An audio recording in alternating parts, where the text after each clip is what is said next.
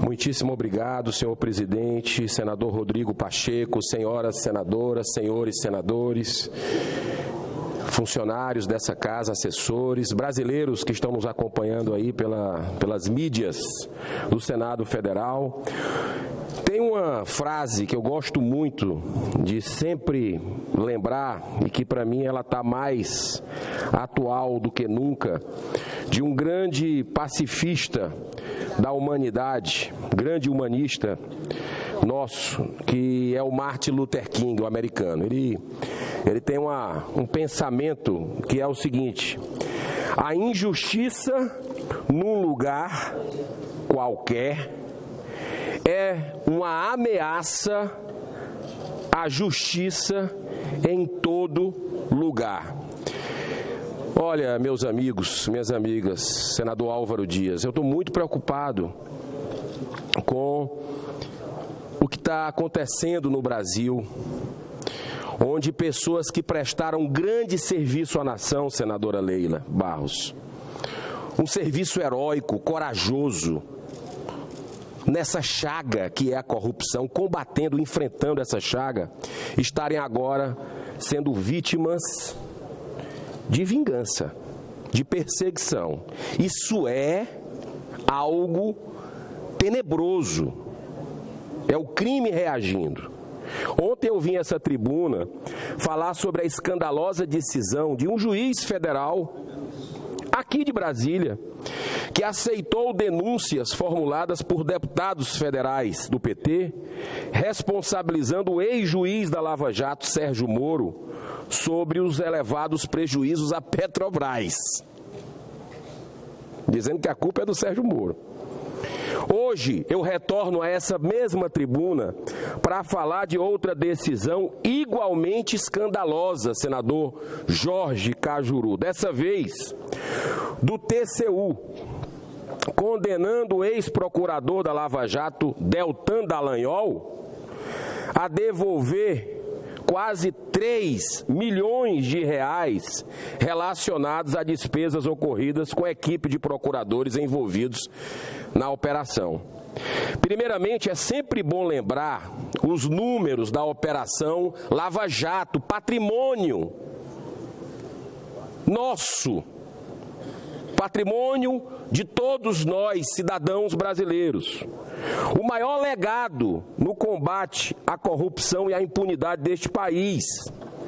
Em 6 anos, foram 79 fases, 195 denúncias, 244 ações penais, 192 mandados de busca e apreensão, 560 prisões, 981 pessoas denunciadas, 268 acordos de colaboração premiada e de leniência que resultaram na devolução de 22 bilhões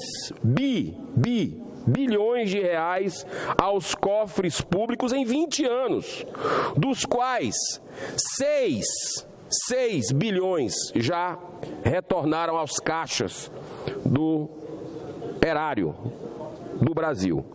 O mesmo TCU que dá essa inaceitável punição a Deltan reconheceu há alguns meses, em relatório oficial, que o prejuízo, olha só, que o prejuízo causado à Petrobras pelos esquemas de corrupção desvendados, revelados ao Brasil e ao mundo pela Lava Jato, foi de 29 bilhões de reais.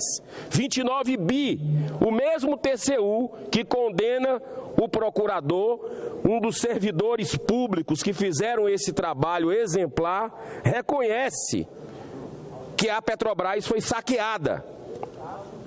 Ainda na semana passada, foi divulgado mais um resultado positivo de acordo de leniência realizado com a empresa Trade Company Glencore, que opera com a compra e venda de petróleo no mercado externo, aceitando devolver 200 milhões de reais.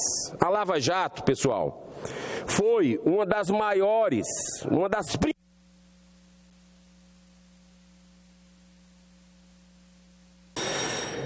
A Lava Jato foi uma das principais razões que me trouxeram, que me levaram a decidir, a disputar pela primeira vez uma eleição, acreditando que finalmente uma luz estava começando a clarear. Séculos de trevas com o predomínio da corrupção e da impunidade dos poderosos. Além de mim, mais de 80% da população brasileira, segundo institutos de pesquisa de diversas matizes, apontam o apoio dos brasileiros à Lava Jato. O que estamos assistindo é uma reação vingativa de um sistema corrompido e corruptor que teve pela primeira vez na história suas entranhas escancaradas. Existe no Brasil um ciclo vicioso de retroalimentação da impunidade. Ainda existe.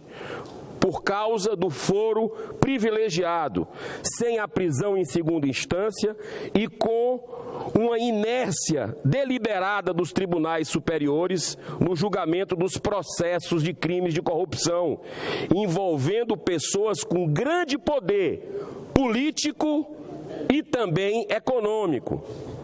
Esse é o maior câncer em metástase que destrói todas as possibilidades de tornar esse imenso e rico país em uma nação justa e desenvolvida. E o mais triste para a sociedade é ver, infelizmente, até o Senado Federal, cego, surdo e mudo diante de tanta indecência. Apesar de tudo, não podemos desistir.